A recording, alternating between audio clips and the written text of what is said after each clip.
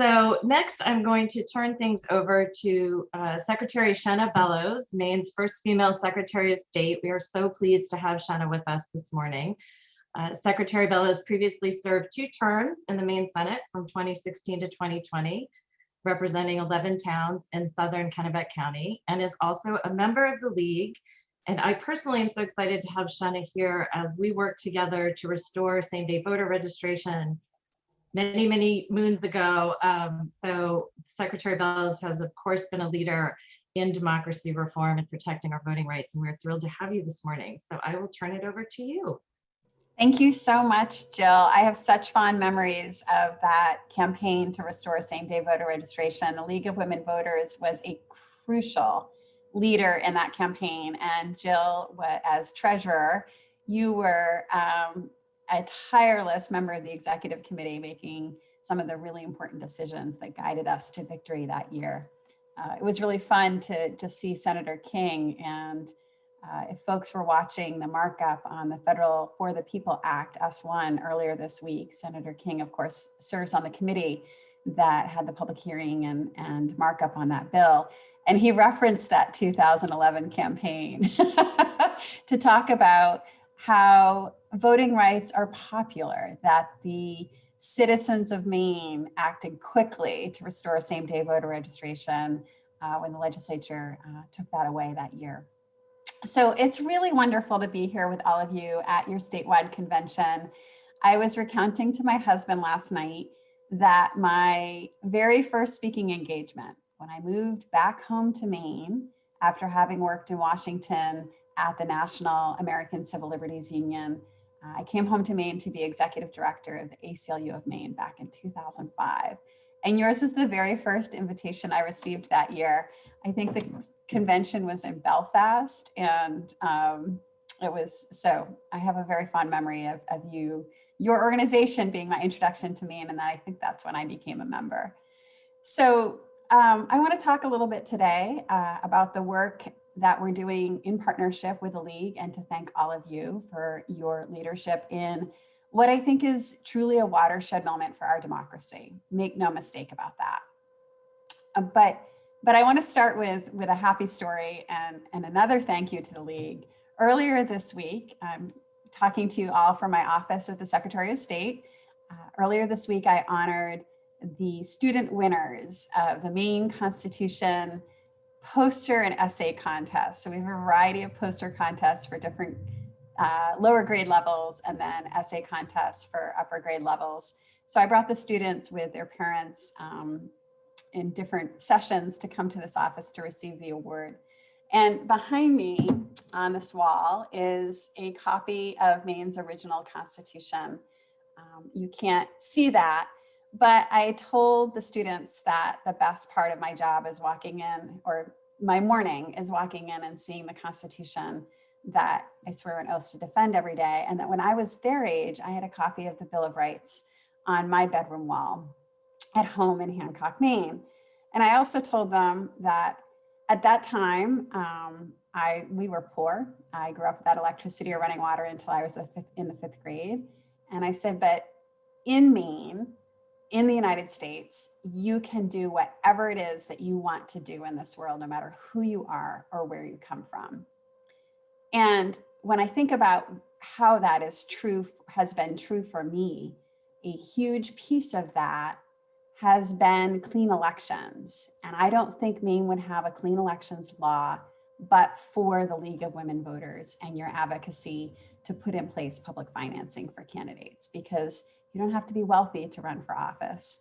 And that's why we have a former lawyer as our Senate president and the country's youngest Speaker of the House.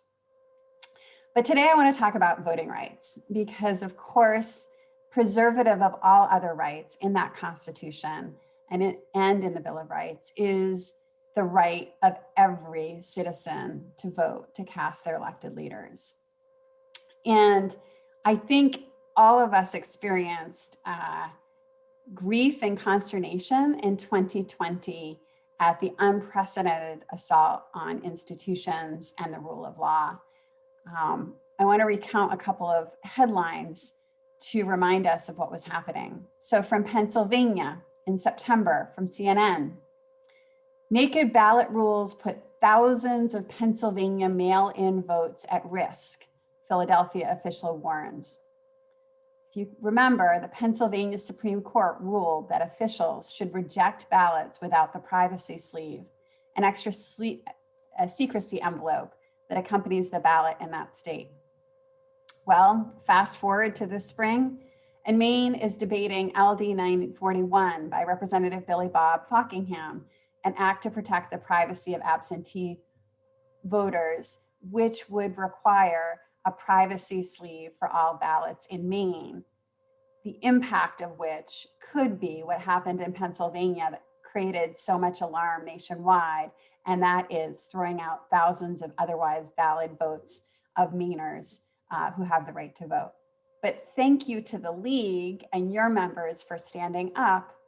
The Veterans and Legal Affairs Committee majority voted ought not to pass to that legislation, and I don't think that that will move forward. Remember in October, there was a headline from Wisconsin on Wisconsin Public Radio. Wisconsin voter ID laws cause needless and discriminatory barriers, say voting rights advocates. Voting rights advocates estimated that tens of thousands, if not hundreds of thousands of votes or people were prevented from voting because of discriminatory and harsh voter ID laws, not just in Wisconsin, but across the country. So this spring, we've been debating not one, but multiple voter ID laws. And it has been the League that has been a clear and compelling and nonpartisan voice about why that is problematic. In November, just after the election, from Michigan, from Public Radio again, all eyes on Michigan election certification. Remember, the bipartisan Michigan Board of Canvassers were scheduled for what was supposed to be a routine certification of the election results provided by the Secretary of State after the canvassing of the election officials. In the initial vote of that canvassing board, 2 Republicans on the 4-member board voted against certification, refusing to certify the results of the presidential election.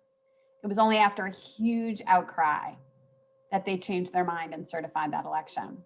So here in Maine, this spring, we are debating an act to establish the Board of Canvassers for certifying election results, sponsored by Representative Marianne Kinney, again, defeated by a majority of the Veterans and Legal Affairs Committee. But that type of activity, so make no mistake, what we saw nationwide around the country in 2020 that created anxiety about whether the will of the voters would be heard, is those forces that would undermine our elections and the integrity of our elections and democracy are still very much at work nationwide. So today in Arizona's Washington Post, Republican chairman of Arizona County calls state-led election review dangerous. This is because of what's being called an audit. It's not an audit at all. A Republican Senate in Arizona commissioned a firm named Cyber Ninja with no experience in post-election audits to do what they're calling an audit. They've been examining ballots, and I kid you not, for traces of bamboo or in placing them under UV light for watermark evaluation. Again, absurd, ridiculous review of the ballots with an intention to cast doubt on the results of the 2020 presidential election. And then, of course, are the laws that Representative Pingree and Senator King referenced. The over 360 measures, many of which have started to pass in Iowa, in Georgia, in Florida, in Montana, in Texas. State after state legislature is passing laws to restrict the right to vote in different ways. In Montana, they actually repealed same-day voter registration. So what we are seeing is a coordinated, organized, systematic effort to restrict the right to vote for Americans all across the country. And I know that it is League of Women Voters volunteers all across the country who are standing up and sounding the alarm in a nonpartisan way to speak out against this. So what can we do here in Maine, and what are you already doing? I know this, and I think it is so incredibly exciting. First and foremost, I think we absolutely need leadership at the federal level. HR 1, which passed the House with votes by both Representative Pingree and Representative Golden, the For the People Act, builds upon the best practices in Maine. I had the pleasure of going to speak virtually to Congress about HR 1, about what we do so well here, like same-day voter registration, like in-person absentee voting 30 days prior to the election, or otherwise early voting, like no excuse absentee voting, and voting rights for all of our citizens, including people who are formerly incarcerated, and in Maine, people who are currently incarcerated. HR 1, S1 truly builds upon these best practices that are tried and true here in our state. And it also includes nonpartisan redistricting and public financing for candidates. It also builds upon reforms that we're trying to advance here in our state, like online voter registration and automatic voter registration, which we are on track to implement by next year.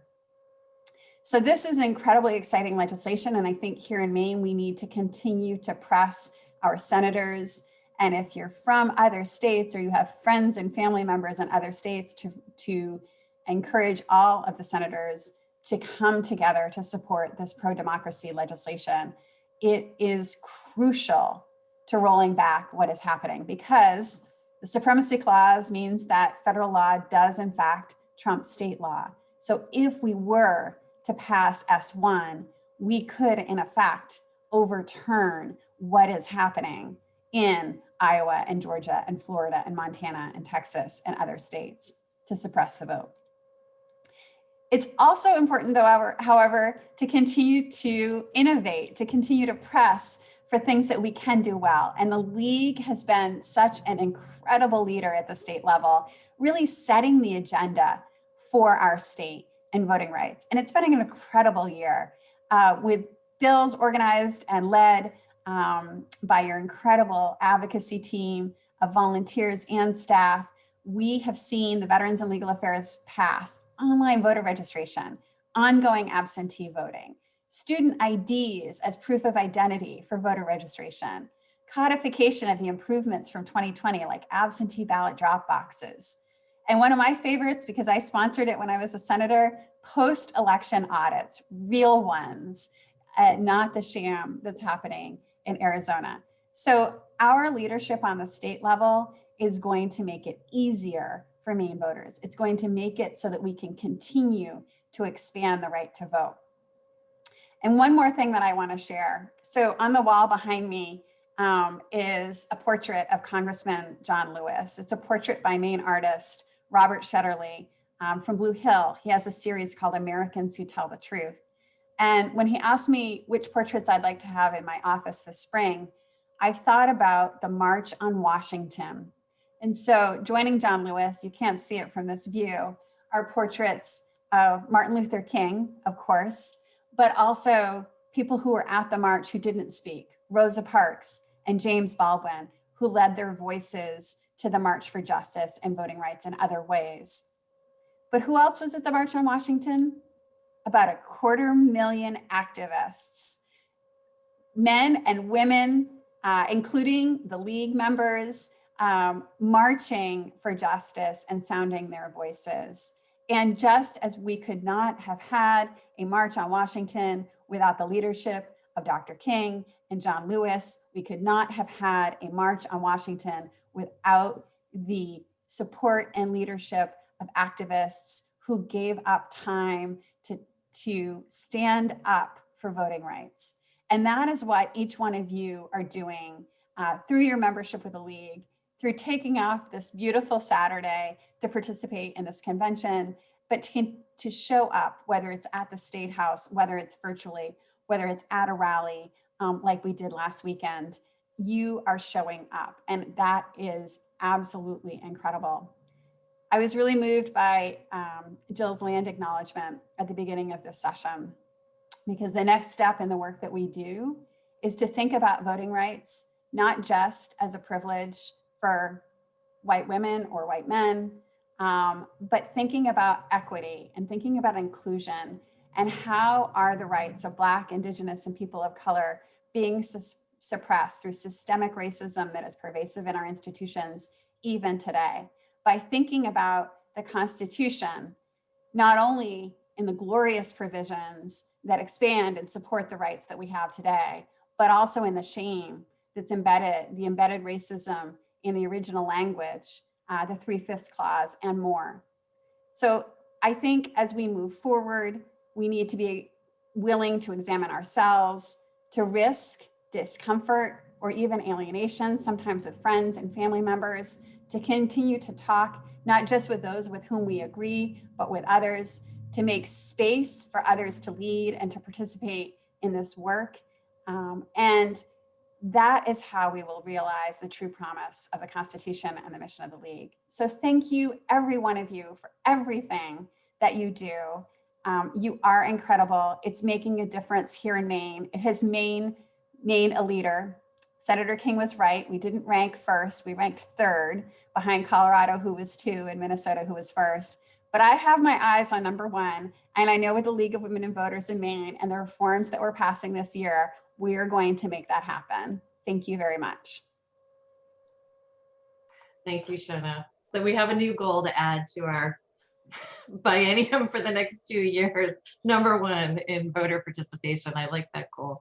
Thank you so much for being here. And Anna, did you have any questions for Secretary Bellows or any of the attendees? Please put your question in the Q&A, not the chat, the Q&A box, and we will raise that up.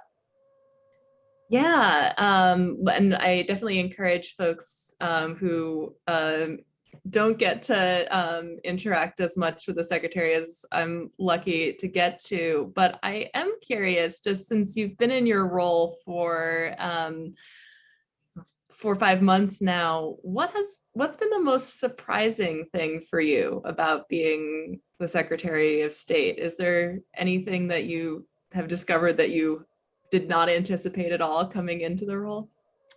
So the most surprising thing originally was that the Secretary of State has 14 members of law enforcement who work for the Department of Secretary of State at the Bureau of Motor Vehicles. So for folks who are new to what the Secretary of State does, I oversee the Maine State Archives, which is the collection of historical documents and records of the state of Maine.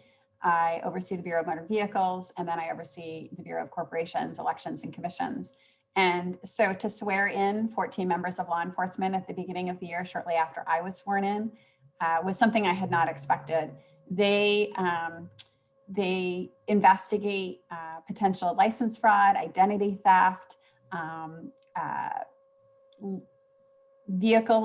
stolen vehicles, or fraudulently sold vehicles. So anything to do with the Bureau of Motor Vehicles or identity, that's their role. And so that was surprising.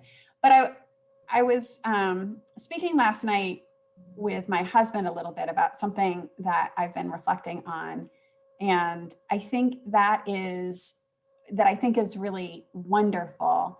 And that is the power of voice that the Secretary can have in working with allies like the League, that we can really have a national voice on these issues. The story of Maine, and this was, Senator King gave an excellent introductory speech at the beginning of the markup session, where he really spoke so highly of everything that we do in Maine. But I think we can really be a model for the rest of the country. And that is something that I'd hoped to be able to do, but we're really able to do in a really special way. So. That's great. Yeah, it's amazing how many different and seemingly unconnected pieces there are that fall under the Secretary of State. And then when it comes to things like automatic voter registration, it turns out to be this big advantage that you have the Bureau of Motor Vehicles and the voting within the same agency. But it's such an unusual arrangement of things. Since I'm not seeing any questions, come on, come on, people. I know you've got questions. I know it's first thing in the morning, but I'm just going to take my privilege to ask a second question, which is that I think we have another sort of beyond the policy and advocacy work that we're doing. There's this other sort of overlapping area of interest, I think, between the Secretary of State's office and what the League tries to do around voter education and getting good information about how voting works out to people. And I was hoping you could speak a little bit about what you see as the role of your office in whether it's working with local administrations or getting sort of things out into the public conversation about voter education. Sometimes we have joked in the office that we feel like everything that the League does, we kind of are doing because these are things that the government isn't doing when it comes to voter registration or getting voter guides out. These are all things that, we're kind of taking up in the private sector because they're not happening publicly. So I'm just curious what you think about sort of the role of us out in our communities and the role that you can play from your office about that public education mission. I think that's so incredibly important. And I think one of the things that I'm discovering is there is so much misinformation. And of course, it's fed by active sources of disinformation, particularly online, about how voting works.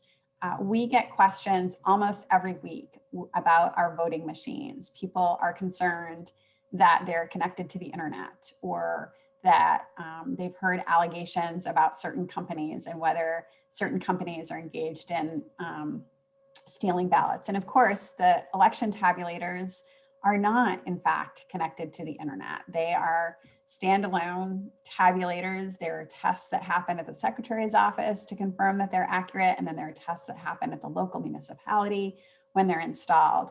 So I think we have a really important role to play in demystifying the process as well, reminding people that when you go and vote, you're not voting alone in the presence of one person. If you're voting in person absentee at the clerk's office, there are other people who are present.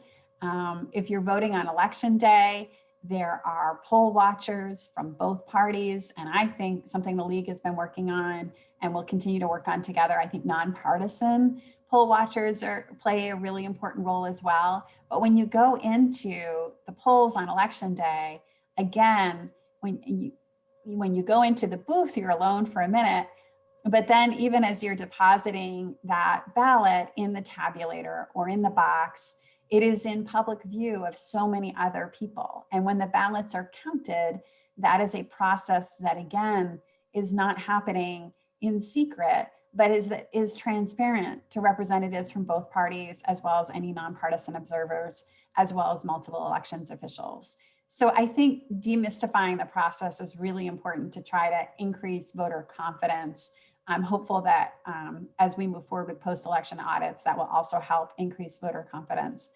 But then knowing your rights, right? So, it is true that you have to demonstrate your identity when you register to vote in Maine. There are lots of ways to do that. And that's really important. And I think it's really exciting to be working with the League and Representative Jay McCrate on this legislation, LD 1575, that will allow student IDs to be one of the forms of proving identity. You do have to show residency when you register to vote. But then when you vote on election day, you do not need to show an ID. And that's really important in case you forgot your wallet at home, or maybe you demonstrated your ID through one of the alternate forms, not through a driver license. Well, we know in Maine that there are many people who do not have a driver license or non-driver identification card. And so I think that type of voter education is also really important as well. Maybe people don't know that they can vote ahead of time. Maybe they don't know that you don't need a reason to vote absentee.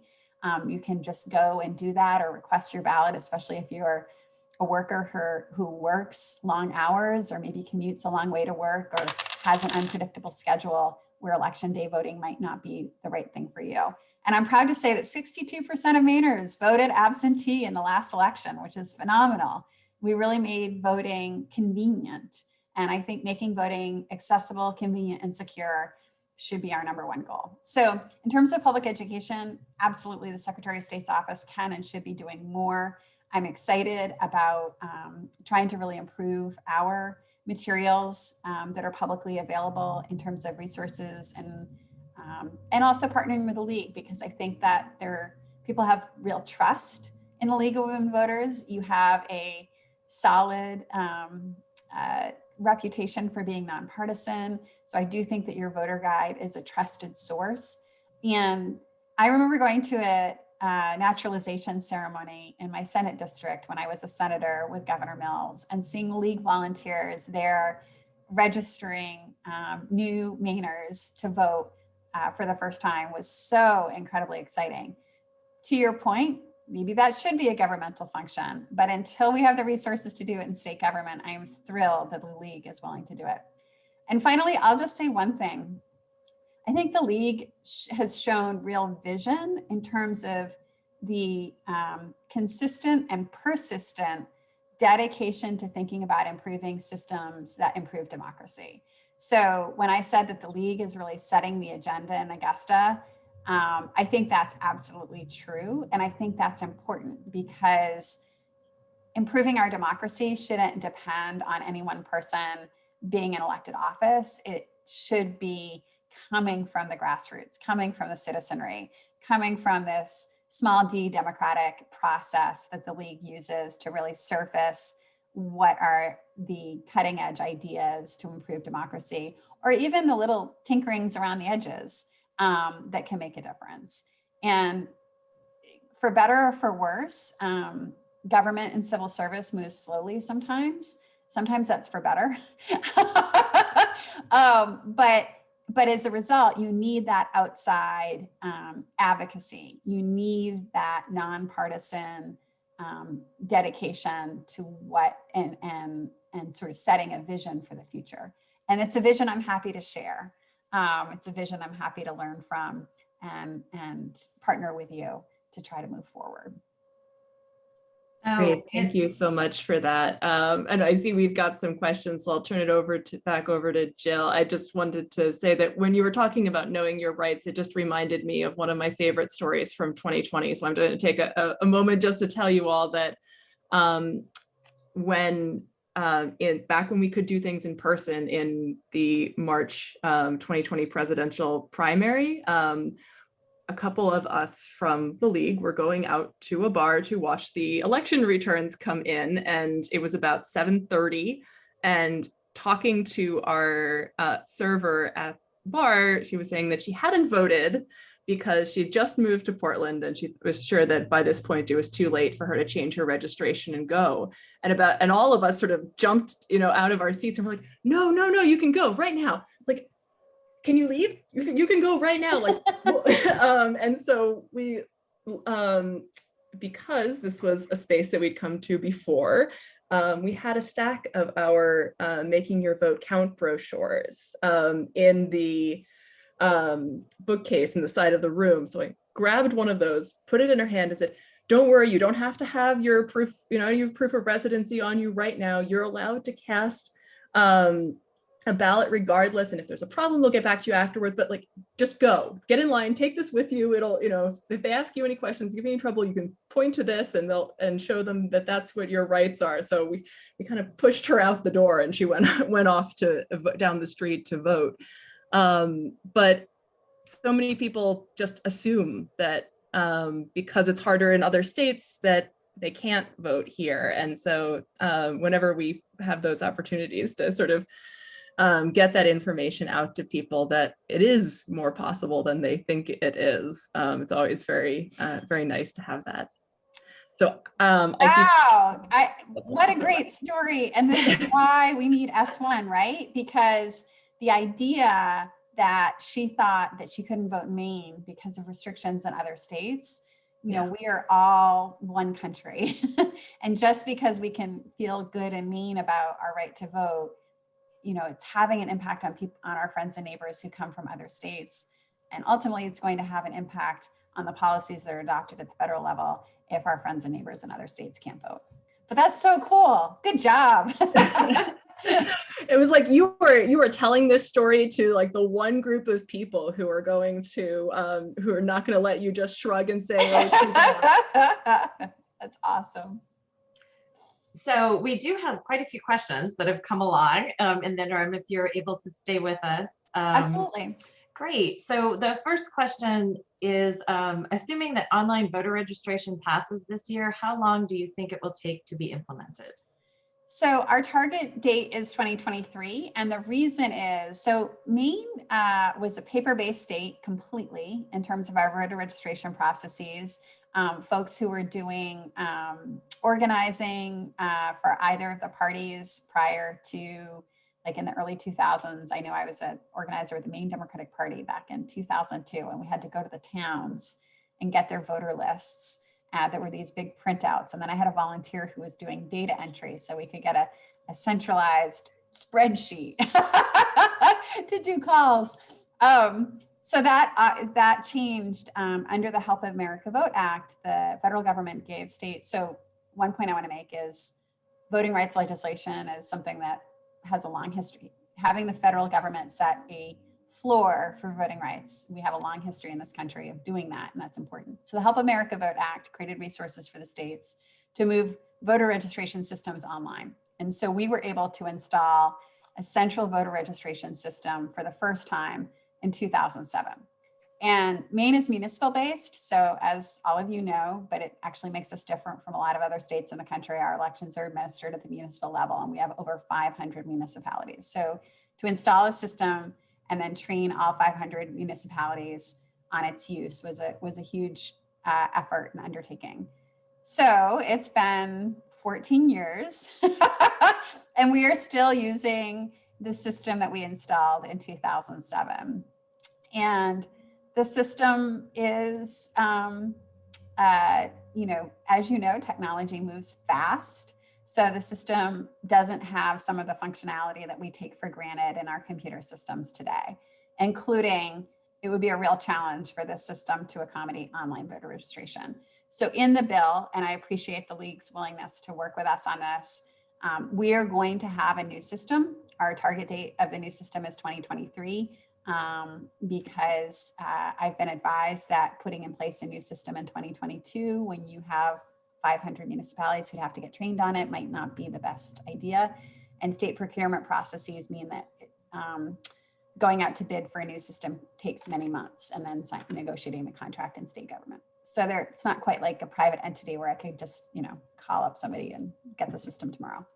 But that'll be 2023. And then part of the system will be online voter registration. And so in 2023, Mainers will be able to go and register to vote online. So it should be ready and functional for the 2024 election. And I think that's really important because younger Mainers, working Mainers, Mainers who may not be as connected to their local municipal government, online voter registration is going to be a really crucial tool.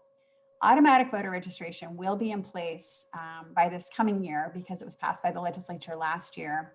Our system is pretty cranky. It's been challenging to figure out how it's going to talk to the BMV application. But the goal is you'll go to the Bureau of Motor Vehicles and every person at the Bureau of Motor Vehicles, there'll be a touch screen pad with a question. Would you like to register to vote? And they, the voter registration will be automatic. And the goal is that we'll be using some of the same documentation that you use to get your Maine driver's license to fulfill your voter registration requirements and just move that over to the central voter registration system. So I think it will be a huge improvement and we're really excited about it.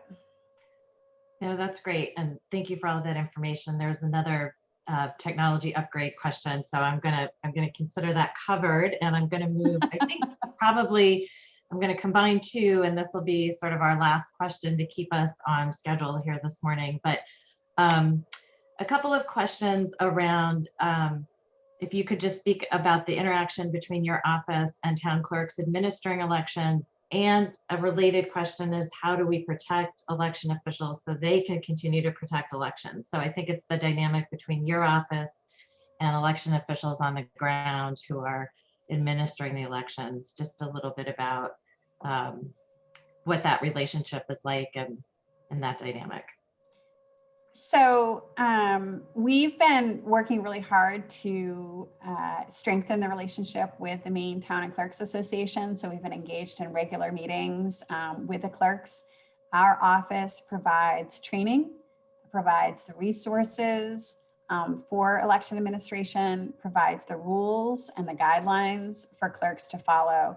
And we are charged with overseeing state and federal elections. And so we are charged with making sure, ensuring the integrity of those processes from start to finish.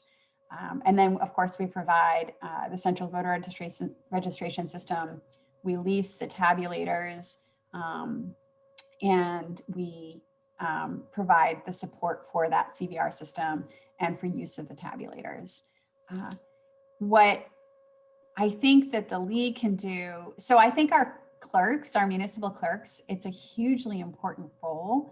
And something that's been on my mind recently is how we recruit people to public service. So how we recruit talented, committed people to municipal and state government. I think there's a real shortage. There are lots of retirements happening across state government and across municipalities. And it's been, I think, recruitment for those positions is something that's on the minds of every agency head, and certainly on my mind. So I think one thing is spreading that word, and I mean, that's sort of informal, but if you know dedicated, talented people who are looking for work, encourage them to think not just about the nonprofit sector, but to think about government sector. But then in terms of support for elections officials, I think that I think that relationship building process, and then also the voter education process, because every voter who is educated about their rights is a voter who is just, you know, is going to have fewer questions for the local officials, or potentially make fewer mistakes, because obviously if there's a mistake on the ballot, if there's a missing signature on an absentee ballot that's returned, that initiates a whole process of curing the ballot that is more time intensive or labor intensive. Being good advocates for the clerks. And then when you're a nonpartisan election observer, being I mean, this is sort of common sense, but being a respectful and supportive nonpartisan election observer. So I think that's a complicated and not specific answer. But I do think it's grounded in relationships and grounded in that shared vision for strengthening our democracy and strengthening our elections. I think that in general, Maine's clerks really do an admirable job and really take their nonpartisan role very seriously, which I think is a real blessing, because that's not, and we're seeing this roil of partisanship around voting rights, which is very concerning.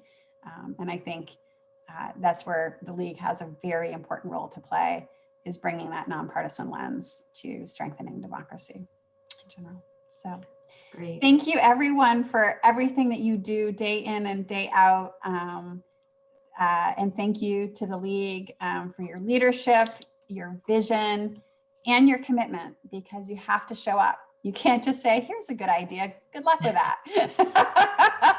You have to see it through and then monitor it through its implementation, right? And that's something that's part of the legacy of the league, is that you come up with good ideas, you advocate for them, you fight for them, you fight against the bad ideas, but then you also implement them through voter registration, through nonpartisan election observing, through asking the Secretary's office good questions and being transparent about what we're doing and what we're not doing, holding our feet to the fire when we don't get it right. So great. So thank you, everyone. It's a real pleasure to be with you here this morning, just as it was in 2005. Thank you so much, Secretary Bellows. It's a pleasure to have you this morning. We really appreciate this time. Thank you.